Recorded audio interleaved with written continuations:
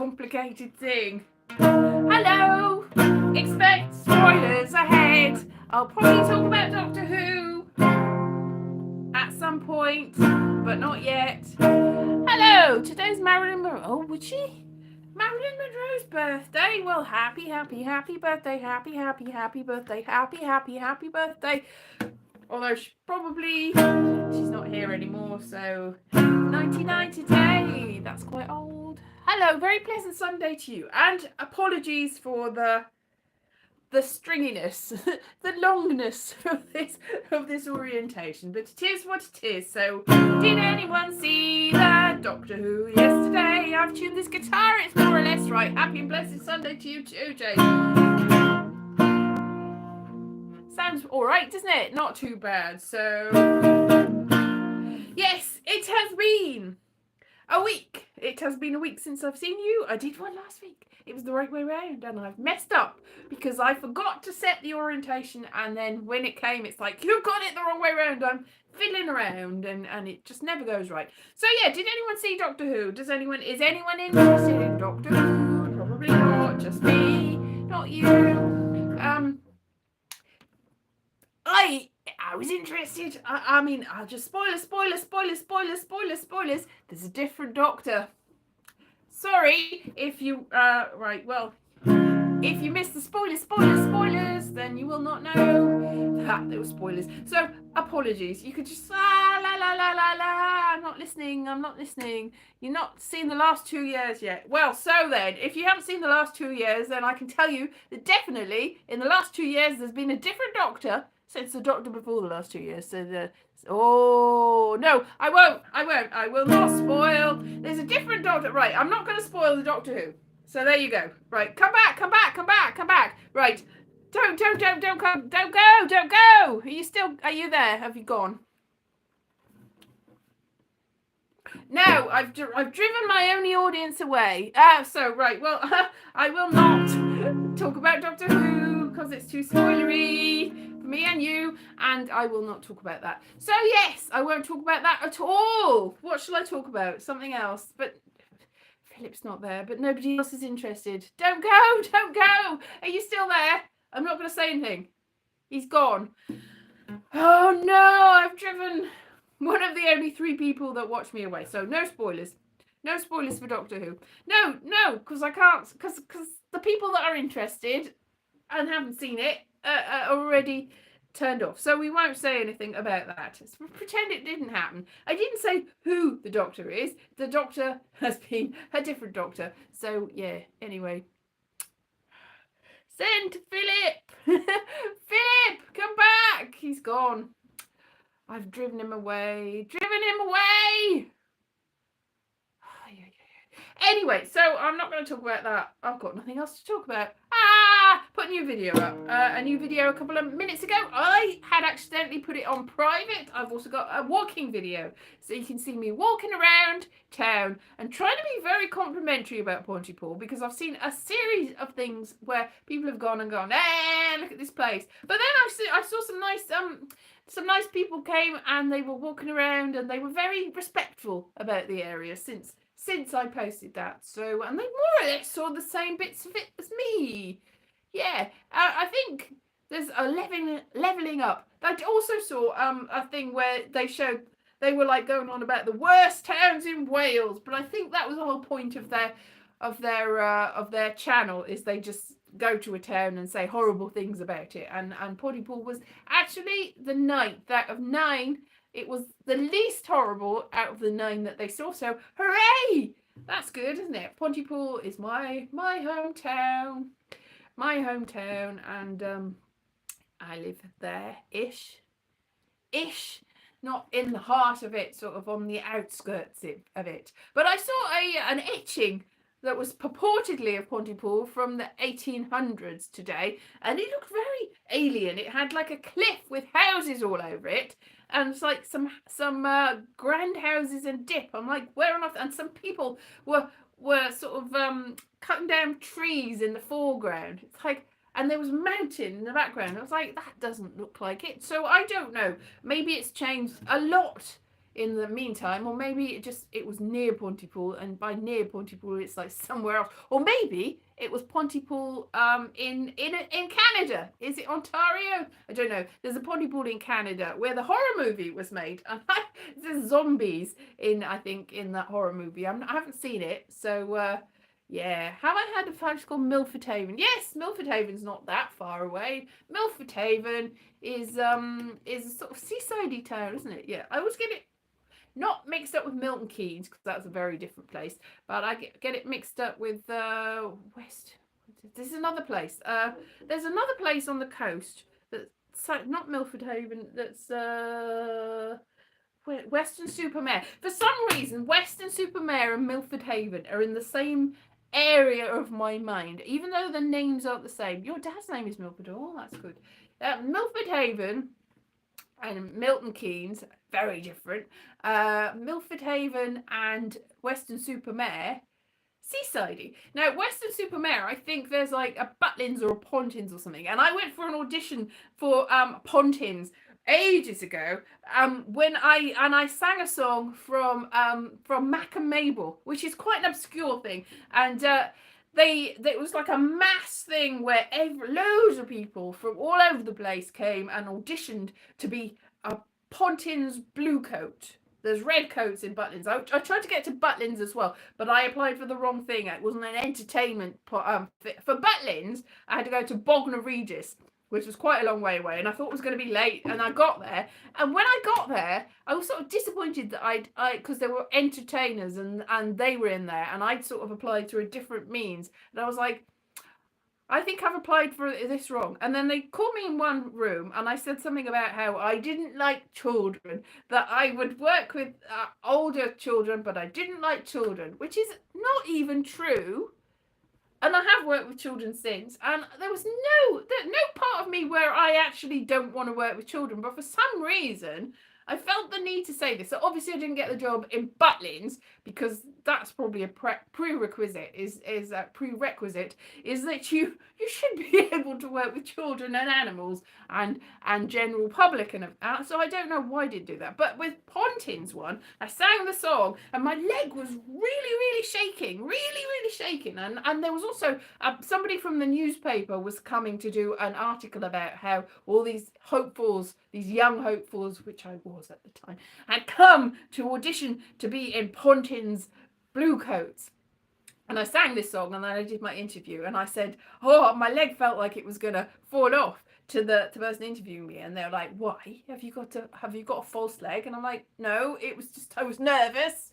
But I don't think having a false leg should stop you from working at Pontins, but I don't have one. I've got just a shaky leg. It was just like, I thought I sang quite well. My mum had come with me, and she had to stand outside because she was like, oh no, you're going to make a fool of yourself and it's going to be terrible. But I did quite a good job of singing the song from Mac and Mabel. Time Heals Everything it was. Time heals everything. Winter, autumn. I did a better job than that, but I was very shaky. Anyway, I think they liked me, but they put me on the list of, because I'd said specifically I wanted to work in a specific, I think I'd said that I wanted to work in one in Devon, and because I put a specific Pontins that I wanted to work in, I was on the waiting list, because if I'd just said I will work at any Pontins, I definitely would have been a blue coat. But for some reason, I was like, no, just this one. I'll just say I can work at this one. And because they already got people for that, I was on the waiting list. I was not rejected from working at Pontins, but I never did actually work at Pontins because the people that they got already were. So that wasn't a failure. It was just my problem. So I sort of did get the job, but I didn't do the job, if you know what I mean. So thank you very much. Yeah. Oh, thank you, Chase. So yes, that was completely the wrong chord, and I've driven everyone away from this. So Pontins, it's like I want to be a blue coat. I want to be a yellow coat from Heidi Hi, Hody Ho. So it's like Miss Cathcart. Yeah, Sue Pollard, what a hero! Or Peggy from Heidi Hi. Did you ever see Heidi Hi? Chase did that. I know that things like Are You Being Served moved over, and that was popular in America. in certain sectors. Was Heidi High ever shown there? I would think it would be quite an obscure idea because everyone's got department stores. Heidi, Heidi High. It's like hi. D High. It's not Heidi High, but Heidi High would be a good name for a drag queen. But I'm not saying that's your sister's, but Heidi is a good name. La la la la la la la la. Heidi was a. I used to watch the Heidi television show, which was Grandfather, which was dubbed into English, but was actually Austrian, so in German, and that was good when I was a kid. La la la la la la la la la la la la la la. Heidi. Yes, are you being served? But I would think that Heidi High being about a holiday camp, which is a very British institution, and I don't think that that will translate in the way that Heidi translated into English. I don't think that Heidi High would actually translate, because the thing about holiday camps is something like the Poconos. It's the equivalent of like the Borscht Belt or the Poconos, or I know there's what's that thing in the other one? It's a sort of resort. How to explain a holiday camp to a non-British person? And also, you'd have to be quite working class or lower middle class to actually have gone to a Pontins or a Butlins, I think.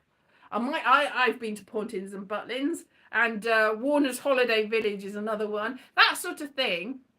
But a holiday camp is a sort of resort that you go to with your family, and you have a chalet, which is actually like a sort of maybe a sort of, it's like a little hotel, it's like a little house. You've got like a living room usually, and at least one or two bedrooms and a bathroom in it usually, but it's quite pokey and small. Or you might just have like a little room with everything in it, and it's a sort of a hut. And then you from the hut, you usually get breakfast and dinner and lunch provided for you, and you have to go to a big canteen area and eat everything. But there's usually like shops, and usually, I know when I went to Butlins as a child, there was a Spudulike, which is a baked potato place, and so that was quite exciting. So there was like outlets and places you could eat that weren't the catering one. You can get self-made. So White Lotus, you see, White Lotus is a very posh resort. A holiday camp is not like White Lotus. A holiday camp is, imagine that you're not very rich and you want to go on holiday and you've got £20 to spend for the week for your entire family of 6. So what you do is you give the money to Butlins or Pontins, and then you go there and you have an all-inclusive thing. And then you, I've also been to ones that have got like caravans as well as chalets. So I've been to these, I went to one on the Isle of Wight that had a sort of chalet, and I went to one in West Wales that was probably Warner's, might have been Pontins. Anyway, that had caravans. And what you would go in these things, and then you would have entertainment provided for you. So you'd have entertainment. So you'd have people that are singing or magicians, and you'd have to, I remember that I think Pontins or Butlins we went to see, and my mother was very excited that there was somebody called Bobby Davro was doing the entertainment. That was very exciting.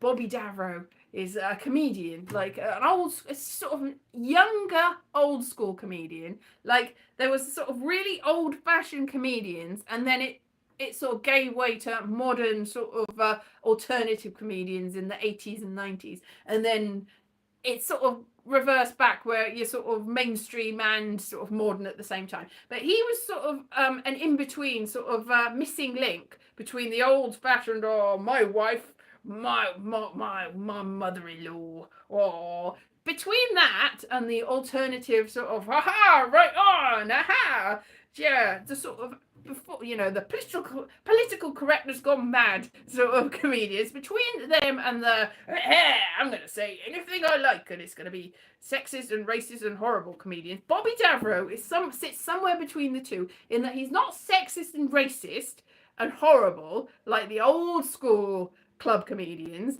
and he's not political correctnessy and saying things that are right on sort of thing. So Bobby Davro somewhere in between the two. He might have been on Celebrity Big Brother, possibly. Bobby Davro, he was quite young at the time, and my mother and father saw him, and I don't think I was, because I was too young to go and see the grown-up comedian. So we probably stayed. There was like babysitting facilities, so that you get looked after, and there's like a sort of creche sort of area sometimes, and they were very impressed by Bobby Davro. I went to see another one where there was like lip syncing comedians, and there was like a whole troop of people that were just like doing the dancing and the singing, and I was like, wow, this is. I remember being about 10 or 11, going, wow, this is amazing, and then realizing about 10 minutes in, I was like, wow, I like this sort of thing, realizing that they were lip syncing and feeling very let down by that. Like, they couldn't even sing their own songs. It's like, it was a big production. It's like, how have you spent all this money on costumes and dancing and everything, and they're not bothered doing your own singing? So I've got a little bit of antipathy towards lip syncers. I know lip syncing's an art in its own right. It's just, I'm not that bothered with it, other things. It's like, yeah, there was like an episode, a British drag queen that went to American Drag Race and just stood there while they were doing the lip syncing, like, I'm too good for this. I think they'd been injured as well, but they were like, no, we don't do that in Britain. So I think they were actually I think they might have been American, but doing it anyway. I can't remember who they were, but they didn't like anyway. I don't think they were a good person, if I remember it. So good evening, Terry. Good evening, everybody. And I'm not going to do anything about Julian Meek. Hello. Oh, yes. Julian says White Lotus sounds very Buddhist. Now, White Lotus is a sort of thing set in exotic locations with a resort that's very like Butlins or Pontins, only for posh people. So imagine the whole thing with the entertainment and the fun, and all everything's provided for you, and you get all your food and everything provided for you. But for posh people in really, really exotic locations, and they get up to all sorts of things in this White Lotus, and it all ends in terribleness. Bad things happen. I don't think that's a spoiler, because that's just the premise of the thing. You're like, wow, these rich people that are so rich that don't even realize how lucky they are go to these areas and exploit the people that live in and work in these areas, and take and don't give anything back, and then terrible things happen. So that's the premise of the White Lotus.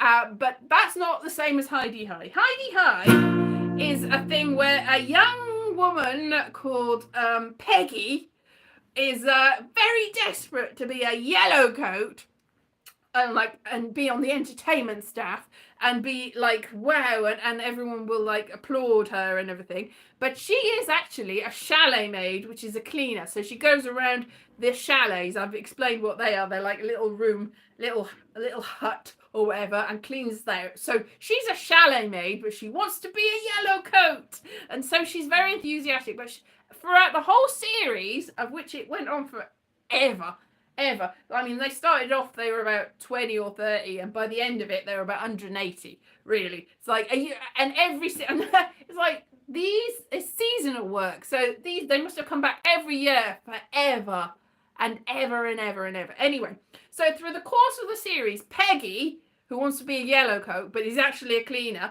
desperately tries to be a yellow coat, and she volunteers for everything, and she does all the work, and she's almost every episode, she does some performing or does something and gets in with the yellow coats and does some things and does some entertaining. So she's doing the job of a yellow coat, but only getting paid the seemingly less money to be. So she's effectively doing two jobs and not only getting paid for one, and yet all through the premise she's like trying to prove that she can be a yellow coat, that she can be this brilliant entertainer, and she's proven it every single episode. You're like, yes, you're good enough, but she's not pretty enough. She's got glasses and she's got frizzy blonde hair, sort of yellow. It's like bright yellow, really. It's like poking out from her little cap, and she's like, Sue Pollard's the name of it. So I think Sue Pollard was also in Celebrity Big Brother. Anyway, she's like, oh. So Jenny Eclair who's another comedian, owes a lot to Sue Pollard in that she's basically the same as Sue Pollard, only slightly younger and not a yellow coat or not a chalet maid, but the same act, really. So exactly like Welsh tourism, Julian. Like you go to the place and you take over and you exploit the locals and you don't respect the culture. That is the White Lotus for you, and that is tourism in practically everywhere you go. And I know that people in Hawaii do not want you to come to be a tourist, and I know that people in Wales probably don't want you there either. Now we're all very welcoming and nice, but to be honest, you are getting in the way of life. Welsh tourism. It's like you want to welcome people into the area, but people do actually. They don't realise that they've stomped all over the culture and the lives of the people that live there, you know. So Uncle Ernie's holiday camp. Yes, exactly. Uncle Ernie's. That is it. If you have seen have seen Tommy, then you will know what a holiday camp's like. Except that's extreme. That's like it's like Tommy, can you hear me? That's the wrong thing. Tommy, can you hear me? Can you? You definitely can. Tommy. Yes, that is definitely Uncle Ernie. Fiddling about. So Uncle Ernie is Uncle Ernie's holiday camp is an example in popular culture you might have seen. There's a bit like Heidi High, only not. So yeah, it's funny that things that are culturally one thing don't really translate. Is there something similar in Canada that's like a holiday camp? Because when I said the Poconos and the what's that thing with the Jason Fox, Jason Wolf, the guy from Arrested Development. What's that thing where him and his family have to flee the mob or something, and they go to this resort area? So it's more of a resort area rather than a. Anyway, is there anything? Don't colonize the Welsh yet. Don't colonize anyone. Colonization is bad. It's got the word colon in it and eyes. Everyone, eyes are good. But colons are effective in a way, but do not colonize. Do not put two things together. Colon and eyes, they should not be things together. Colon and eyes, they are not things that go too well together. Forever. No, yeah, do not. Colon and eyes. Colin O'Brien. I'm sure he's a great person. It's not his name. Colon. Yeah. Oh, I'm just looking outside now, and I can't see them now, but I looked out. I was feeling a little bit unwell the other day, and I went to bed quite early as dusk was forming, and I did not pull the blinds. I've got blinds, and Colin and I looked out, and there were some things flying about. I was like, bats! I didn't have my contact lenses in. I was like, are they bats? And then I was like, they are! We've got bats in the belfry. We've got bats in the attic, which is good news, because I went into the attic the other week and I got a light in there, and I realised there was a big box of good books that I didn't realise I still had, and all over the books was little droppings like pellets, and I thought, oh no, have we got rats? I don't think rats is a good idea. And I was like, no, and I had a mask on, so I was like, oh, at least I haven't breathed it in. So I was like, no. And I tried to rescue a few books, but I was like, I'm just going to leave that and deal with it later. And then I forgot. And then I saw the bats, and I realised when I looked it up that it is actually bat droppings, which is very dangerous if you're in America, in the same way as that whole mouse droppings thing led to terrible tragedy with Gene Hackman and his wife. So that's bad. And also similar things can happen with bats in America. But good news, for me anyway, not for other people who have bats in America, you can't get rid of bats. If they're in your attic, you have to let them be. and they are not dangerous in this country. Apparently cannot catch anything from them. They're safe. They're perfectly safe, and there's been no recorded. So we've got bats in my attic. Bats! Possums. Yes. Huge. Yes. With rats. We have had rats in the garden. So I was a bit afraid. It's like, how do they get up there? And they climbed the walls and eaten all the floorboards and got all the way up into the attic. No! But it was actually, I think, bats. So that's good news in a way. The reason I was in the attic is my mother had a big folder of like the DVDs. She used to be in amateur dramatics, and all the plays that they did, she had in a big folder. And a friend from America came to visit about 10 years ago, and my mother said that she'd put it away somewhere after she'd shown it to him. She'd put it away and hadn't seen it since. So I don't think that he took it. I'm hoping you didn't take it. That would be bad. But she said that she put it away and she has not seen it since. So she was like convinced that it was in the attic somewhere. Like there's another bit, 2 bits of the attic. And she said, I saw it there and I know that you've moved it. So I was like, I haven't seen it there. I mean, she was convinced that we were gaslighting her and that she'd seen it and then it wasn't there anymore. And she's seen it recently, even though it's disappeared 10 years ago. So I was like, well, I'm going to go and look in the other part of the attic to see whether it's there. Now, I realised that there's a lot of paintings in the attic. Obviously paintings in my attic. But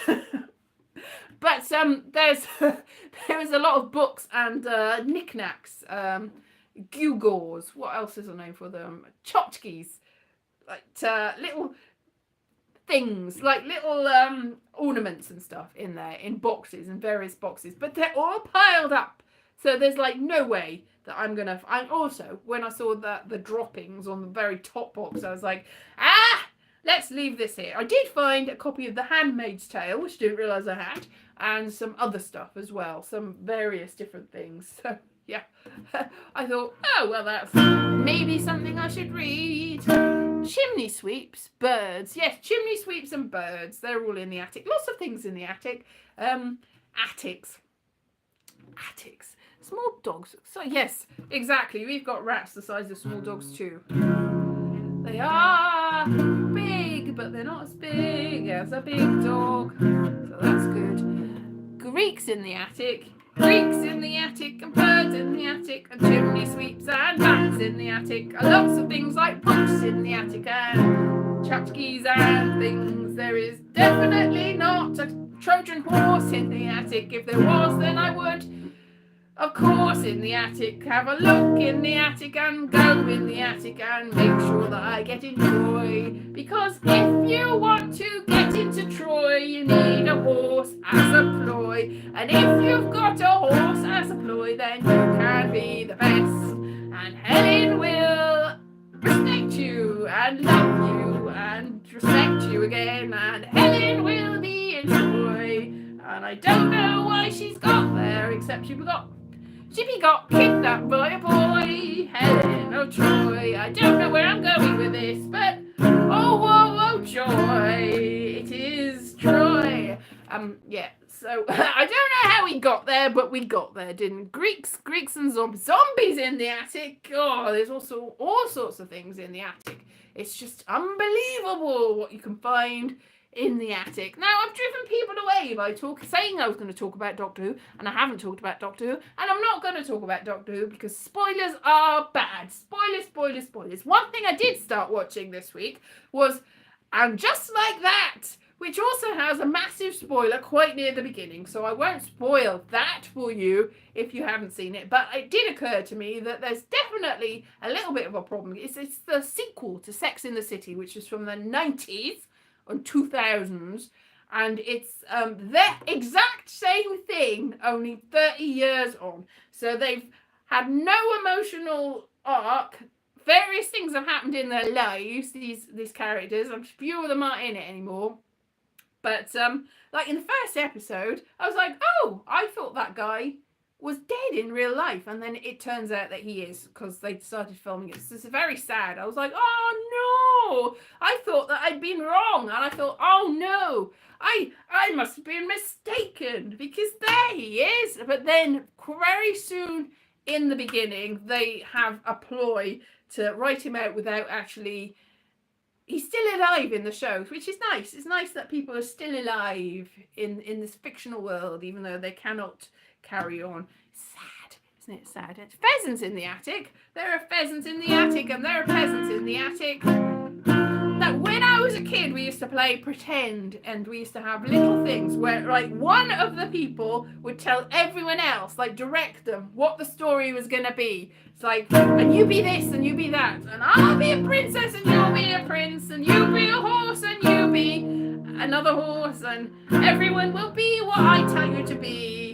We played monkey as well. Monkey! Which is a, it's like, Journey to the West, only it was like a Japanese series about Indian, Chinese Indian. Anyway, it was, I'm not sure it was because it's a Chinese story. It was a Japanese TV series dubbed into English. I'm not going to say badly. I met the person that dubbed it, that was like in charge of dubbing, and apparently they just used to imbibe alcohol and just go on, say what you want. So I'm not sure how true that is. Andrew Sachs was one of the, and Bert Kwok was one of the voices as well. Most of the people, Miriam Margolyes, most of the voices that were dubbing this thing were actually British actors, but Bert Kwok, I think, is he Korean? I'm not sure. Anyway, Bert Kwok was one of the only Asian people that was dubbing it. So at least there was somebody. But most of them were just British people doing very bad accents. And that's why Monkey is, and Pig's Ear, and yeah. Tripitaka was played by a woman, but playing a young male priest, a bald young male priest, and so we used to take it in turns to be these characters. But also before that, where am I going with this? Well, I remember very distinctly that there were some bossy people, bossy little girls in one of my schools, and I said, hey, why don't we all pretend to be peasants, and one of us is transformed into a princess. I can't remember what it was. And one of the girls did not understand what a peasant was, but she had heard of pheasants, strangely. So she's like, we will all be turned into pheasants. I was like, I didn't say pheasants, I said peasants. She's like, what's a peasant? I'm like, what's a pheasant? I know what a pheasant is. It's a bird. But it's like, why do you know what a pheasant is and not know what a peasant is? How have we got this wrong? It's like, this is all about how transformation. I suppose being transformed into a pheasant is quite a fairy tale thing to be. But my whole idea was that, or maybe a princess had been transformed into a peasant and had to live like a peasant, and how dramatic and sad for the princess that would be. I don't know, something like that. Anyway, we ended up going, why? I'm a pheasant. Flap. I don't even know what pheasants do. Oh yes, Tenko was good. Yeah, exactly. Tenko was good, and he's also Kato in who's the Pink Panther films. Yeah, he's Kato in the Pink Panther films, whereas Peter Sellers' character, Inspector Clouseau, always comes home and his manservant stroke karate instructor or whatever he is, he was living with this guy that would surprise him and jump out at him. Bert Kwok played him. Kato would jump out, and then they would have martial art fights because he was surprised by his companion.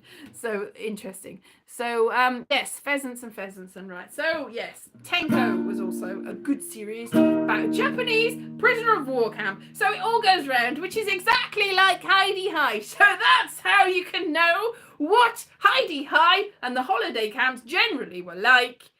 Tenko. If you've seen Tenko, then you've also seen Hi-de-Hi. It's the exact same thing. I think that's in quite poor taste, but yeah, they are British staples. So there you go. British TV series is of the 1980s, set in camps. Anyway, okay, so Heidi High and holiday camps, and Tenko and Japanese prisoner of war camps. I think if you've been in either of those things, you might go, well, that thing is nothing like this other thing. What poor taste that you said that the Japanese prisoner of war camp that I was forced to be in as a young person is anything like a holiday camp. A holiday camp is much worse. Yeah, poor taste. That was very poor taste. Anyway, on that bombshell, which is even in more poor taste. I just dig yourself. This is like Alan Partridge, digging yourself into a hole which you would not, unless you've made and you're like, oh, what connection have I just made? I didn't mean to make it. My subconscious has gone.